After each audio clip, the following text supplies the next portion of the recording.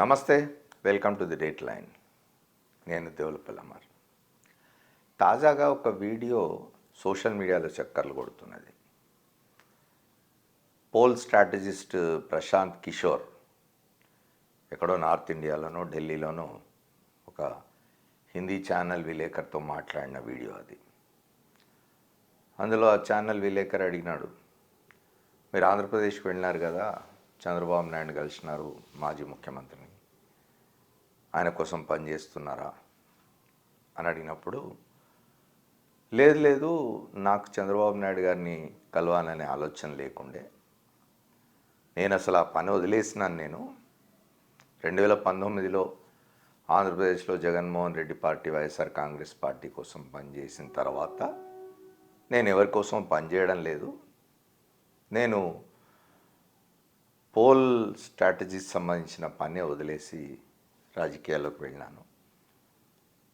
నాకు చంద్రబాబు నాయుడుకు చాలా దగ్గరి మిత్రుడు ఒక ఆయన బలవంతం చేస్తే నేను మర్యాదకు వెళ్ళి చంద్రబాబు నాయుడు కలిసినాను. ఆ విషయమే చంద్రబాబు నాయుడు కూడా చెప్పినాను. నేను ఆయన అడిగినాడు, నన్ను పని చేయమని రిక్వెస్ట్ చేసినాడు, కానీ నేను చెప్పినాను, నేను వదిలేసినాను, నేను ఆ పని చేయడం లేదని చెప్పినాను అని స్పష్టంగా చెప్పినాడు. ఇది ఆ రోజునే నిజానికి ప్రశాంత్ కిషోర్ ఇది కర్ట్సీ కాల్, అనవసరంగా దీనిలో వేరే ఇవి రీడ్ చేయవద్దు అని చెప్పినాడు.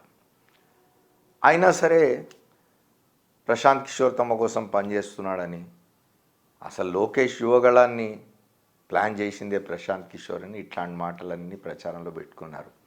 ఇప్పుడు ఎందుకు మాట్లాడాల్సి వస్తుంది ఇదంటే, చంద్రబాబు నాయుడు మామూలుగానే స్వయం ప్రకాశకుడు కాదు.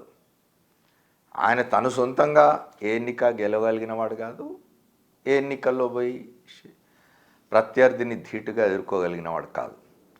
అందుకే ఆయన కాసేపు బీజేపీ వాళ్ళు కావాలంటాడు, కాసేపు జనసేన కావాలంటాడు, కాసేపు కాంగ్రెస్ కావాలంటాడు, కాసేపు ప్రశాంత్ కిషోర్ కావాలంటాడు. ఒంటరిగా పోయి జనంలోకి, ప్రజాక్షేత్రంలోకి పోయి నిలబడి నేను గెలిచి రాగలను అనే నమ్మకం ఆయనకి ఏనాడు లేదు. కాబట్టి ఇట్లాంటి జిమిక్స్ అని చేస్తుంటాడు. ఇది ఇంకో జిమిక్ ఇప్పుడు బయటపడింది, అది చెప్పడానికే ఇదంతా మాట్లాడుతున్నది. ఆయన జనసేన పవన్ కళ్యాణ్, లేదు కాంగ్రెస్ సోనియా గాంధీని, లేదు ప్రశాంత్ కిషోర్ని, ఇంకా ఎవరెవరి సహాయం కోరుతాడో చూడాలి. ఎన్నికల దగ్గర పడుతున్నాయి, ఇంకో 2 మాసాలు 3 మాసాలు ఎన్నికలున్నవి ఆంధ్రప్రదేశ్లో, శాసనసభకు కానీ లోక్సభకు కానీ. ఇంకా చంద్రబాబు నాయుడు ఎవరో తనకు వచ్చి సహాయం చేసి గెలిపిస్తారనే వెతుకులాట్లో ఉండడమే ఆశ్చర్యం కలిగించే విషయం. ఆశ్చర్యం ఎందుకంటున్నానంటే, 45 ఏళ్ళ ఇండస్ట్రీ అని చెప్పుకుంటూ ఉంటాడు ఆయన. ఇవాళకి ఇంకా సొంతంగా పోటీ చేయగలను అని జగన్మోహన్ రెడ్డి లాగా ధీమాగా మాట్లాడడం లేదు. జగన్మోహన్ రెడ్డి చెప్తున్నాడు, నాకు ఎవరి సహాయం అవసరం లేదు, మీద దేవుడు కింద ప్రజలు, నేను మంచి చేస్తే గెలిపిస్తారంటున్నాడు.